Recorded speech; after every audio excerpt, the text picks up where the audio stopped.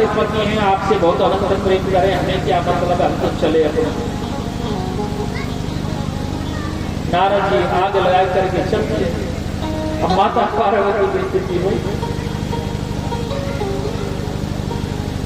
जब माता गुस्सा होती है,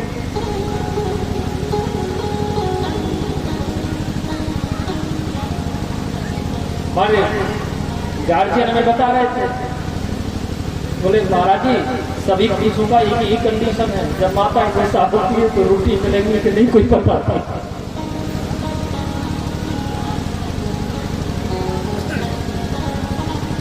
माता पार्वती ने श्रृंगार किया त्याग, और त्याग करके खूब भवन में घुस गए। भोलेनाथ रास्ते में मिले, भोलेनाथ को जो है नारद जी ने प्रणाम करे, प्रणाम करके भोलेनाथ जल्दी चले जाओ, मैया याद कर रही हैं आपको। भोलेनाथ बोले कि आप गए थे कैलाश? बोले हाँ, मैया के दर्शन करके आ रहे हैं ना। और मैया ने विशेष समाचार दिया कि अगर भोलेनाथ मिल जाए तो भेज देना जल्दी। भोलेनाथ बोले नारद आज कल्याण हो गया हमारा। भोलेनाथ पहुंचे, जाकर के देखो तो मैया पार्वती जो है खूब भवन में स्थित। प्रभु के वे लगे देवी क्या बात है? बोले आप एक कपटी हो, आप छलिया हो। बोले हम राम जी की सौगंध खाते, हम आपसे कोई छल नहीं किया।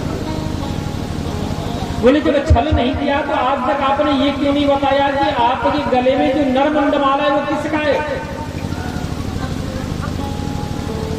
बोले देवी इसमें इतना नाराज क्रोध में आने की आवश्यकता क्या है? अरे ये तो साधारण स्वभाव में आप पूछ सकती थी। अरे प्रिय ये किसी और के नहीं है, ये आपके हैं। जब जब आपने अपने शरीर का त्याग किया तब तब हमने आपके मुंडों को लेकर के माला में पिरो करके अपने गले का धारण कर लिया, क्योंकि हम आपसे अनंत प्रेम करते हैं, आपसे दूर नहीं रह सकते।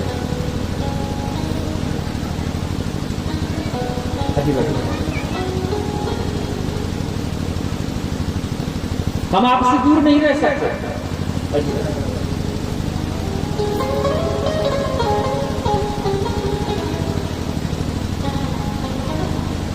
बोले इसका मतलब आपके गले में प्रमाण है कि मैं इतनी बार शरीर का त्याग कर चुकी हूँ? बोले हाँ। बोले आपके पास ये कोई प्रमाण है कि आप कितनी बार मर चुके हो? बोले मैं नहीं मर सकता, क्योंकि मैंने जो है अजर अमर होने वाली अमर कथा का रसपान किया हुआ है, इसलिए मैं नहीं मर सकता। माता पार्वती उठ करके चरण पकड़ ली और कहने लगी प्रभु ये जन्म मरण के चक्र में उसमें भी छूटना चाहता। कभी मैं नारद राज की पुत्री बनती हूँ, कभी मैं दक्ष की पुत्री बनती हूँ, मैं भी बहुत जन्म लेती हूँ। तो देवी भागवत महापुराण एक अमर कथा है। भागवत महापुराण एक अमर कथा है। बोले प्रभु मैं भी सुनना चाहता हूँ। तो श्री भगवान भोलेनाथ लेकर के माता पार्वती को कैलाश की पूर्वी भाग में आए, आकर के उसी गुफा में प्रवेश किए, उसी गुफा में प्रवेश किए जिस गुफा में वो अंडा टूटा हुआ पड़ा है। जाकर के वही आसन लगाए, डमरू बजाए, वहाँ के रंग पतंग कीट पशु पक्षी सब पलायन कर गए। भगवान भोलेनाथ सामने बैठ गए, माता पार्वती को सामने बिठा दिए। तो देवी मैं कथा करूंगा, आप कथा सुनना, नेत्र बंद करके कथा करूंगा, नेत्र बंद करके आप कथा सुनेंगी। तो जो है आप ओम ओम कहते रहना, ओंकार भरते रहना, ताकि मुझे पता चले। आज भगवान भोलेनाथ भागवत महापुराण का प्रारंभ किए। प्रथम दिन की कथा के प्रभाव से तो जो है अंडा साबित हो गया। दूसरे दिन उस अंडा के अंदर जीव का प्रादुर्भाव हुआ। तीसरे दिन की कथा के प्रभाव से अंडा से जीव जन्म ले लिया। चौथे दिन अंडा के पैदा हुए जीव ने कृष्ण जन्म राम कथा का आनंद उठाया। पंचम दिवस भगवान की बाल्य लीलाओं का व्याख्यान सुना। षष्ठम दिवस भगवान की अन्यत्र लीलाओं का व्याख्यान सुना। जब दसवें स्कंद का उत्तरार्ध आया, दसवां स्कंद दो भाग में, पूर्वार्ध और उत्तरार्ध, और जब उत्तरार्ध आया तो उत्तरार्ध में उद्धव गोपी संवाद आता है। जब भगवान श्री कृष्ण वृंदावन त्याग करके मथुरा चले जाते हैं, मथुरा में गोपियों की ब्रजवासियों की याद आती है, तो उद्धव पत्रिका लेके आते हैं। तो पत्रिका देते समय उद्धव और गोपियों के बीच में संवाद होता है। तो संवाद सुनकर के माता पार्वती विरह की धारा में बह गई, विरह में डूब गई। ओम ओम कहना बंद कर दिया। वो सुख देख लिया कि माता पार्वती समाधि में चली गई है, और समाधि में जाने से भगवान भोलेनाथ कथा बंद कर देंगे। वो माता पार्वती ने जैसा गला बनाया और ओम ओम कहने लगा। भगवान कथा करते चले गए। जो द्वादश स्कंद आया, द्वादश स्कंद के 12वें स्कंद के उत्तरार्ध में जाकर के भगवान भोलेनाथ जयकारा लगा दिए, बोले भागवत महापुराण की जय। जैसे जयकारा लगाए तो जयकारा लगते ही माता पार्वती की समाधि भंग हो गई, टूट गई। माता पार्वती कहने लगी, प्रभु जो 10वें स्कंद का उत्तरार्ध उद्धव गोपी संवाद से आगे का प्रसंग सुनाइए।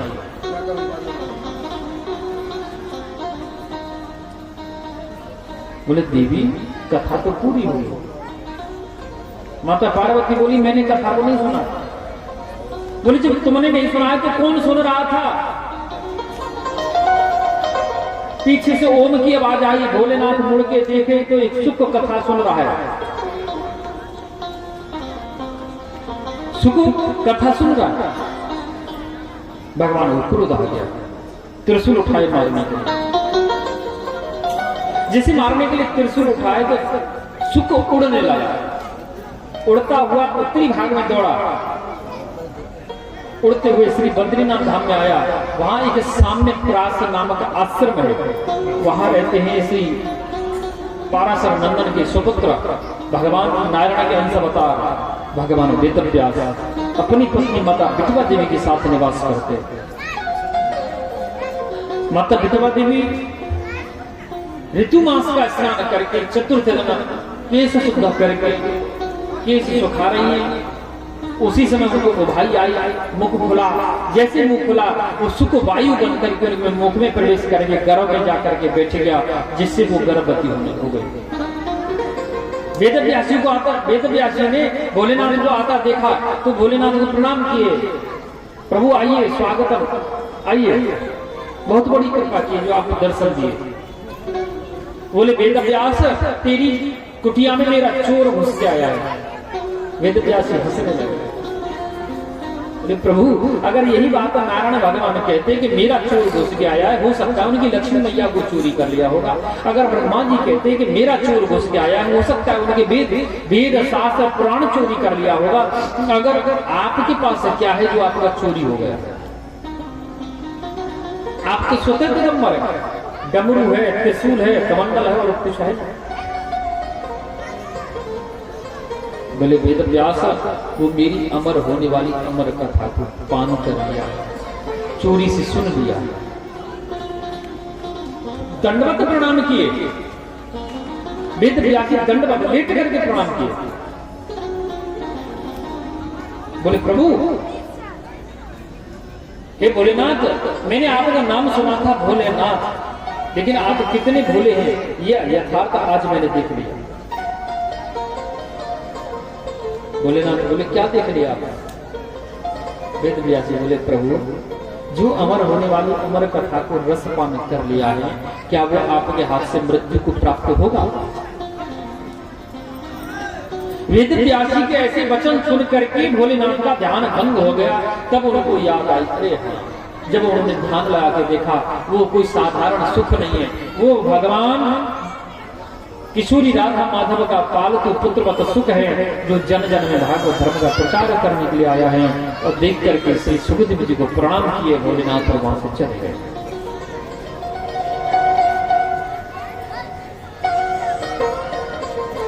बच्चे का जन्म 9 महीने में हो जाना चाहिए, लेकिन श्री सुखदेव जी को आज पूरे 10-11 वर्ष पूर्ण हो गए, 12 वर्ष चल रहा है, लेकिन जन्म नहीं दिए। वेदव्यास जी कहे कि बोले पुत्र मैं जानता हूं कि आप नारायण भगवान के परम भक्त हैं, आप पराक्रमी हैं, आप परमहंस हैं, अब आपकी माता को कष्ट होता है, आप जन्म ले लो। बोले पिताजी जब तक मुझे नारायण भगवान वचन नहीं देंगे तब तक मैं जन्म नहीं लूंगा। तो नारायण भगवान गोविंद आकाशवाणी किए, हे सुखदेव आप जन्म ले लो, मेरी माया आपको नहीं सताएगी। इतना सुनते ही श्री 12 वर्ष की आयु में श्री सुखदेव जी महाराज माता विठवा देवी के गर्भ जन्म ले लिए। बोलिए श्री सुखदेव जी महाराज की जय। बच्चे का नाभि छेदन इत्यादि जातक संस्कार होने चाहिए, लेकिन उनका कोई संस्कार नहीं हुआ। जो नाल है, नाल नहीं काटा गया, नाल को पकड़ करके श्री सुखदेव जी कंधे पे रखे और दौड़ लगा दिए जंगल में। जंगल में दौड़ते हुए गए, आगे जाकर के जंगल में लता पताओं के बीच में श्री सुखदेव जी महाराज छुप गए। वेदव्यास चिल्ला रहा, पुत्र पुत्र अगर आप घर नहीं जाना चाहते तो कोई बात नहीं, घर मत जाओ, लेकिन एक बार अपना मुंह उलट के मुझे दिखा दो कि आपका मुखारबिंद कैसा है, ताकि मैं संसार को बता सकूं कि मेरा पुत्र सुखदेव ऐसा था, सुंदर था, कुरूप था, कैसा था। तो वृक्षों से लता पताओं से आवाज आने लगा कि यम ब्रह्मजंतमनुपेतमपेत कृत्यम द्वीपा जनोग्रहका कुरुआजुहाव पुत्रेति तनमयदा सर्वोवने दुस्तम त्वं सर्वभूत हृदय मुन्मानतोऽसि। हे वेदव्यास जी, जिसको आप पुत्र पुत्र कह करके आवाज लगा रहे हैं वो आपका पुत्र कभी आपका पिता रहा होगा। ऐसे परम वंदनीय श्री सुखदेव जी महाराज तो हम सबके हृदय कमल में निवास करते हैं। आप घर चले जाओ।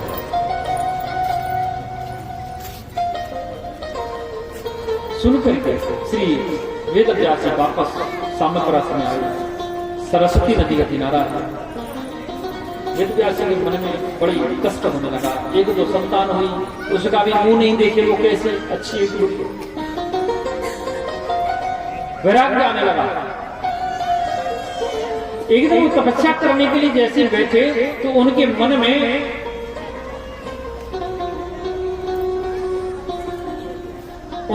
में जो है सारा संसार घूमने लगा। देखा संसार में प्राणी जन्म लिया, पढ़ा लिखा, खाया पिया, कमाया और लास्ट में मर गया।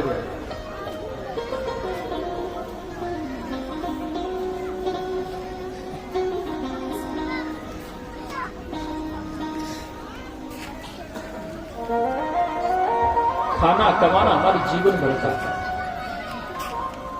लेकिन 365 दिन में से एक दिन ऐसा होना चाहिए जो कम से कम हम संसार को त्याग करके अपने परमात्मा में लीन हो जाए, कल्याण हो जाए।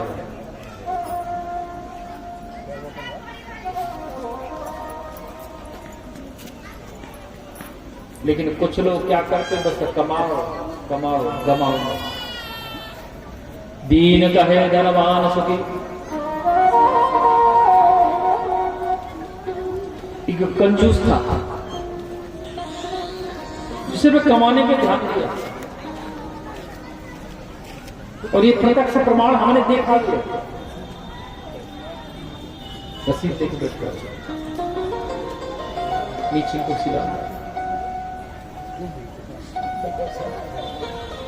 तो वो कंजूस से क्या किया, कंजूस को हम देख रहे थे अभी करीब 5, 6, 7, 8 साल नहीं 12-13 साल हो शरीर पूरा कर 1 रुपए की चॉकलेट लिया करते थे, छोटी छोटी चॉकलेट 10 आती थी किसी समय, और वो 2 किलोमीटर की परिक्रमा 3-4 बार कर देते थे, 2-3 बार टॉफी खाता। कभी वो मार्केट में जाते तो उसको चना देने वाला जो होता ना, भुजा चना तो खाते, खाली चना खाने का शौक होता, दांत से नहीं भुजे हुए चना खाते थे। कभी उन्होंने आज तक 5 रुपए के चना नहीं खरीदे, 2 रुपए के चना, पूरे दिन चलते थे वो चने। परिणाम जब मरे तो अकेले, रोने वाला भी नहीं था।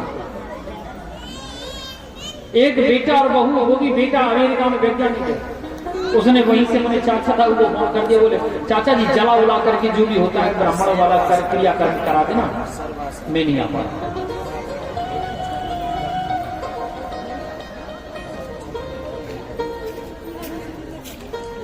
कंजूस से कहता है कि दाता घर जाती,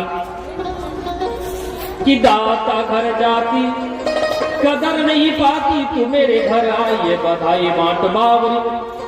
माता लक्ष्मी को कह रहा है कंजूस, स्वप्न में दमड़ी दान नहीं करता वो।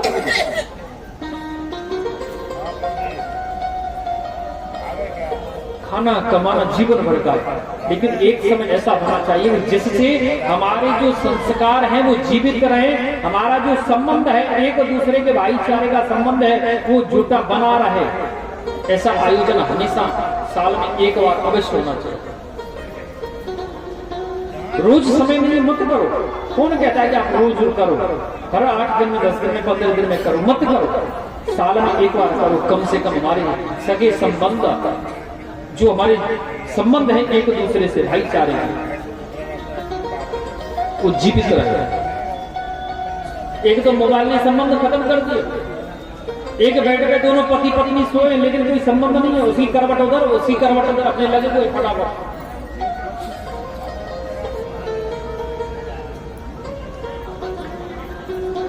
कि दाता घर जाती कदर नहीं पाती, मेरे घर आइए बधाई बांट बाबरी। खाने ते खाने दस खाने में छुपाए राखो, जाते तेरो चित्त होए न उदास बाबरी। दमड़ी न देऊं स्वप्न है भिखारी को, नाती और पोते को सिखाए जाऊं अपन स्वभावरी। दमड़ी न देऊं स्वप्न है भिखारी को, नाती और पोते को सिखाए जाऊं अपन स्वभावरी। श्री वेदव्यासी देख रहे कि सारा संसार का जन्म लिया, कमाया, खाया, मर गया।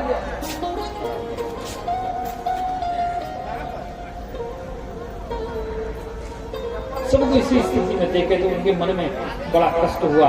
उन्होंने क्या किया, 4 वेद की रचना किए, ऋग्वेद, यजुर्वेद, सामवेद और अथर्ववेद, 4 वेद बनाए, लेकिन उनके मन को संतुष्टि नहीं हुई। और फिर भी उन्होंने क्या किया, 6 शास्त्र बनाए, 6 शास्त्र की रचना की, फिर भी उनके मन में कष्ट है, संतुष्टि नहीं है। इतने में श्री नारद जी का आगमन होता है। नारद जी उनका चेहरा देख करके पहचान गए, बोले कि पाराशर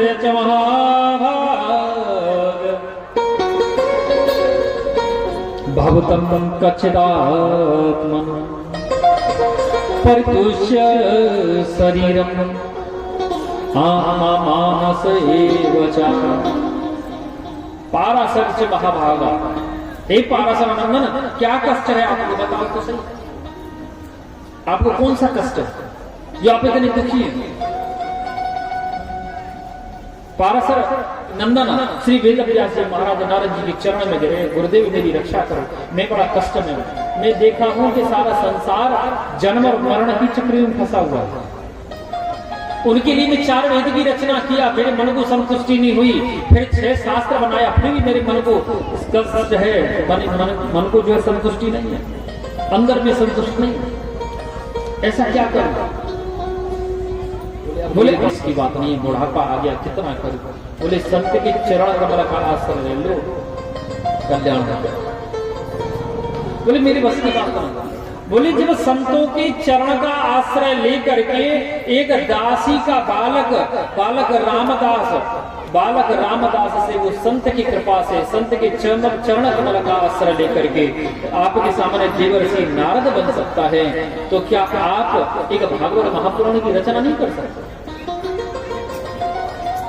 क्योंकि नारद जी पूर्व जन्म में एक दासी पुत्र थे जिनका नाम था बालक रामदास। उनकी मैया गोदी में लेके संतों का सत्संग सुनती।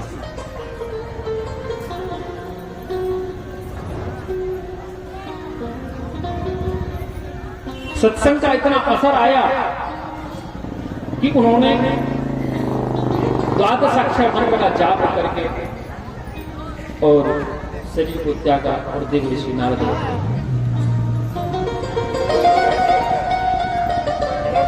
तब से 4 श्लोक की भागवत नारद जी ने वेद व्यास को दी। मन ही मन उनके मन में अभिरत, मन ही मन श्री वेद व्यास 18,000 श्लोक में उसका व्याख्यान कर दिए और व्याख्यान होने पर श्री वेद व्यास चिंता में डूब गए। बोले किसको सुना, कौन इसको सुनेगा, किसको सुना, कौन सुनेगा इसको। बोले जो निर्गुण ब्रह्म की समाधि में बैठा हुआ है और जिसके लिए इसका निर्माण हुआ है, इसका नाम है आपका और सुपुत्र परम वंदनीय श्री सुखदेव जी महाराज। बोले उसका क्या पता कहां होगा। बोले उसको समाधि से उठाने की सामर्थ्य एकमात्र भागवत महापुराण में। वेद व्यास जी क्या किया, कुछ छोटे छोटे अपने शिष्यों को बुलाए, कुछ मंत्र याद कराए और जंगल में भेज दिए। शिष्य जाकर के जंगल में मंत्रोच्चारण कर कि बरहा पीड़म नटवर वपु करणयो करणकारम विव्रत भास कनक कपसं वैजयन्ति चमाला रंधार वेणु रधर सुधया पूरैन गोप वृंदै वृंदारण्य सुपद रमणम प्रवसत गीत कीर्तभी अहो वकीयम स्तन काल गूढ़म जिंघासया पायदाप साध्वी लिंगतिं धात्री चिंता तत्वन्य कंबा दयालु शरणं प्रजेनः। बोले देखो मेरे बरहा पीड़म को, मेरे नटवर को, मेरे कन्हैया को, बैजन की माला पहनने वाले को, मेरे कितना कन्हैया कितना बड़ा दयालु, गोविंद कितना दयालु है। अहो वकीयम स्तन काल गूढ़म, पूतना कितनी दुष्ट कार्य कर रही है, अपने स्तन में कालकूट नामक विष लगा करके आई, कन्हैया को पिलाऊंगी तो मर जाएगा। लेकिन मेरा गोविंद कितना दयालु है, कितना लाडला है। लेविन गतिम धात्री चिंता ततो अन्य, धात्री माने मां। गोविंद ने पूतना को मैया बना दिया, मां की उपाधि दे दी, क्योंकि गोविंद ने देवकी या यशोदा का स्तनपान नहीं किया, सबसे पहले कन्हैया ने पूतना का स्तनपान किया। कंबा दयालु शरणं ब्रजेमा, गोविंद से बड़ा दयालु हो कौन सकता है। सुखदेव जी की समाधि टूट गई, मंत्र सुने सुखदेव जी रोने लगे, भैया और गाओ ना। बोले महाराज हमें तो 2-4 मंत्र याद थे, ऐसे ऐसे 18,000 मंत्र हमारे गुरु जी के पास। बोले कौन है तुम्हारे गुरु? बोले हमारे गुरु हैं पाराशर नंदन महर्षि वेद व्यास। श्री सुखदेव जी से रहा नहीं, क्या दौड़ लगा दिए आश्रम की तरफ। प्रत्येक शिष्य चाहता है कि मुझे अधिकारी गुरु मिले और प्रत्येक गुरु भी चाहता है कि मुझे अधिकारी शिष्य मिले। फिर अपने श्री सुखदेव जी को आता देख करके वेद व्यास जी दोनों भुजा भैगा करके आलिंगन किए, स्वागत किया। जब अगस्त्य मुनि जी के आश्रम में श्री सुतीक्ष्ण दास जी महाराज विद्याध्ययन किए और सुतीक्ष्ण जी कहने लगे, गुरुदेव मेरी विद्या पूर्ण हो गई है, अब मुझे जो है गुरु दक्षिणा के लिए क्या आदेश है। श्री अगस्त्य मुनि हाथ जोड़ करके प्रार्थना करने लगे सुतीक्ष्ण दास को कि हे सुतीक्ष्ण, तेरे जैसे शिष्य प्राप्त होना बड़ी सौभाग्य की बात है, मेरे जैसे गुरु के लिए गौरव है। मेरी गुरु दक्षिणा यही है कि अगर तुझे मर्यादा पुरुषोत्तम रघुवंशी श्री राम अगर दिखाई दे जाए तो मुझे उनके दर्शन करा देना, यही मेरी दक्षिणा है। क्योंकि अगस्त्य मुनि चाहते हैं कि सबसे पहले सुतीक्ष्ण को ही दर्शन होंगे उनके।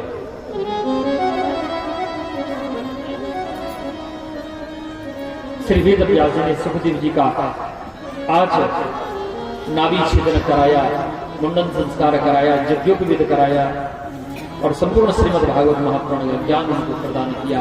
श्री सुखदेव जी महाराज ज्ञान लेकर के सीधे राजा परीक्षित की सभा में हरिद्वार में गंगा के किनारे आए और आकर के श्री राजा परीक्षित को कथा श्रवण कराए और कथा सुनते ही राजा परीक्षित आज आनंदित हो गए। श्री सोनकादि ऋषि बोले, गुरुदेव ये राजा परीक्षित कौन है और इसी को भागवत क्यों सुनाए? इसको क्या ऐसा पाप हुआ था इससे जो इसको कथा सुनाए? श्री सूत जी महाराज बोले, ऋषियों परीक्षित की कथा को सुनाना में कोई आवश्यक तो नहीं समझता, लेकिन सुनाऊंगा अवश्य। क्यों? क्योंकि उस भक्त की कथा भगवान की कथा से छोटी नहीं होती। जिस भक्त की कथा का संबंध सीधी भगवान की कथा से जुड़ जाए वो गोविंद की कथा के बराबर होती है। श्री सूत जी कहते हैं, ऋषियों एक वंश हुआ जिसका नाम है कुरुवंश। कुरुवंश की दो शाखाएं हैं, एक कौरव कहलाए और एक पांडव कहलाए। कौरव और पांडव राज्य के बंटवारे को लेकर दोनों में झगड़ा हुआ और झगड़ा ऐसा हुआ, विकराल रूप धारण कर लिया। झगड़ा बन गया, महाभारत नामक युद्ध बन गया और वो महाभारत युद्ध इतना विकराल हुआ कि करोड़ करोड़ सैनिक उसमें बलि चल गए। करोड़ करोड़ स्त्रियां विधवा हो गई, लाख लाख बच्चे अनाथ हो गए, रक्त की नदी बहने लगी वहां। लेकिन आपके दादा पांचों पांडव उन्होंने गोविंद की चरण कमल का आश्रय लिया। गोविंद के चरण कमल रूपी रथ में बैठ करके उन्होंने प्रलयंकारी महाभारत नामक युद्ध को विजयी प्राप्त कर लिया। 99 कौरव मारे गए, एकमात्र दुर्योधन बचे। आज भीम दादा और दुर्योधन के बीच में गदा युद्ध हुआ। गोविंद का इशारा पाकर के भीम ने दुर्योधन की जंगा को तोड़ दिया, जिससे दुर्योधन पीड़ित होकर के वहीं तालाब के किनारे गिर कर पड़ा हुआ, दर्द से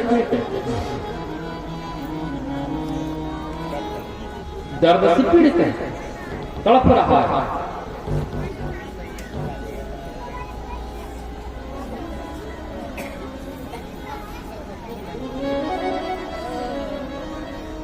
रात का समय हुआ।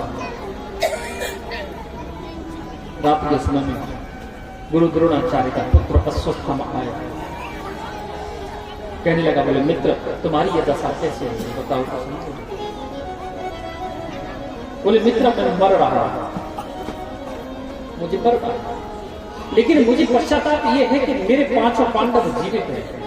मैं पराजय हुआ, मुझे उसका कष्ट नहीं, मुझे उसका दुख नहीं, मुझे दुख ये है कि पांचों पांडव जीवित हैं बस। बोले तुम चिंता मत करो, उनकी हत्या आज मैं कर दूंगा। ऐसा विचारधारा सोच करके और श्री ये अश्वत्थामा पांडवों के शिविर की ओर चल दिया, क्योंकि शास्त्र कहता है ना कि जाको रखे सानिया मार सके नहीं को, बार कर सके जो जग बेरी हो। जिसका रखवाला गोविंद है उसका परमात्मा, जिसका रखवाला है गोविंद, जिसका रखवाला उसका कोई कुछ बिगाड़ सकता है। पांचों पांडव अपने शिविर में सोए हुए, कपड़ा के टेंट में 10 चौकी बिछी हुई है। 5 चौकियों में पांचों पांडव महाराज युधिष्ठिर, दादा भीम, श्री अर्जुन, नकुल सहित बसे हुए, और 5 चौकियों पे द्रौपदी के 5 पुत्र सोए हुए, जिसमें एक युधिष्ठिर जी का है, एक भीम का है, एक अर्जुन का है, एक नकुल का है, एक सहदेव का है। 5 भाइयों के 5 पुत्र सोए हुए। अनायास अर्जुन की नींद खुल गई। देखा बाहर जाकर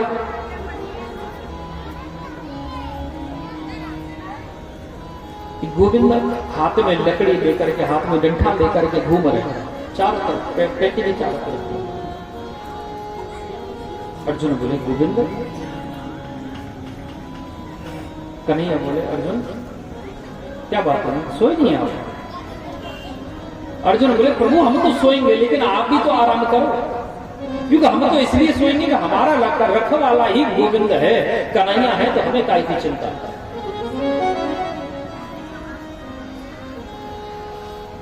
गोविंद बोले अर्जुन आप महाराज युधिष्ठिर भीम नकुल सहदेव को जगा के लाओ, और आज मेरा मन अंदर से कुछ दुविधा में है, आज मेरा अंतःकरण विचलित है। आज मैं चाहता हूं कि आप इस स्थान में मत सोइए, उठा के लाओ। अर्जुन महाराज श्री भीम दादा को, युधिष्ठिर जी को, नकुल सहदेव को जगा के ले गए, लेकिन दुर्भाग्य से द्रौपदी के 5 पुत्र वही सोते रहे। गोविंद ने ले जाकर के 5 पांडवों को दूसरे स्थान में सुला दिया, और इधर अश्वस्थामा आया, एक ही बाण से 5 के सिर काट लिया, कपड़ा में बांध करके ले गया। दुर्योधन के पास जाकर के कहा कि बोले देखो मित्र, बधाई हो, विजयी हो, 5 पांडवों की हत्या हुआ। दुर्योधन बोले अश्वस्थामा तेरी मति मानी गई, तेरी बुद्धि भ्रष्ट हो गई है, कहीं ऐसा तो नहीं है कि कोई अनर्थ करके आया हो? 5 पांडवों की बात कर रहा है। अरे उन 5 पांडवों के सिर काट के लाया है तू, जो पितामह भीष्म, गुरु द्रोणाचार्य, गुरु कृपाचार्य, ये कर्ण विकर्ण इत्यादि के सामने रोके नहीं रोकते। गांडीवधारी अर्जुन, गदाधारी भीम, भालाधारी महाराज युधिष्ठिर, वो कोई बकरी के बच्चा नहीं है जिनका सिर काट करके तो ले आएगा। बोले नहीं मित्र, विश्वास तो करो, मैं काट के लाया। बोले अच्छा भीम का सिर दे दो। भीम के बेटे का सिर, भीम का सिर समझ लिया अश्वस्थामा, और दुर्योधन के हाथ में दिया। जैसे दुर्योधन थोड़ी सी शक्ति लगाया, वो सिर चूर चूर हो गया। दुर्योधन रोने लगा, रे दुष्ट अश्वस्थामा तुमको अनर्थ कर दिया। ये 5 पांडव नहीं है, ये भीम के पुत्र का सिर था, क्योंकि भीम का सिर इतना कोमल सिर नहीं, जरा सी शक्ति लगाने से चूर चूर हो जाता है। वही रोते रोते दुर्योधन का प्राणांत हो गया। इधर जिस एक माता के 5 पुत्रों की निर्दोष हत्या कर दी जाए, कितना कष्ट होता, क्योंकि निर्दोषों को भी सजा नहीं देनी चाहिए गलती से। अगर गलती से भी हमसे निर्दोष को सजा दे लग गई ना, तो हमें उसका पश्चाताप करना ही पड़ेगा। एक राजा था, राजा के 3 पुत्र। अब राजा के मन में विचार हुआ कि मैं किस पुत्र को राजगद्दी दूं। तीनों की परीक्षा करने लगा, तीनों पुत्रों को बुलाया, कहा कि बोले पुत्रों, मैं आज अपनी बुद्धि की परीक्षा करूंगा, और जो मेरी परीक्षा में सफल होगा उसी को मैं राजगद्दी दूंगा। मेरा एक प्रश्न है कि आपके सामने एक अपराधी को लाकर के खड़ा कर दिया जाए तो उसको क्या दंड देंगे? एक पुत्र बोला पिताजी उसको तत्काल मार देना चाहिए। एक बोला नहीं, उसको हथकड़ी बेड़ी डाल करके कैद खाने में बंद कर देना चाहिए। तीसरे का नंबर आया, बोले पुत्र आपकी नजर में कौन सी सजा देनी चाहिए उसको, किसी अपराधी? बोले पिताजी अपराधी को सजा देने से पहले ये सिद्ध कर लो कि वो अपराधी है भी या नहीं, पहले तय कर लो, तब उसको सजा दीजिए।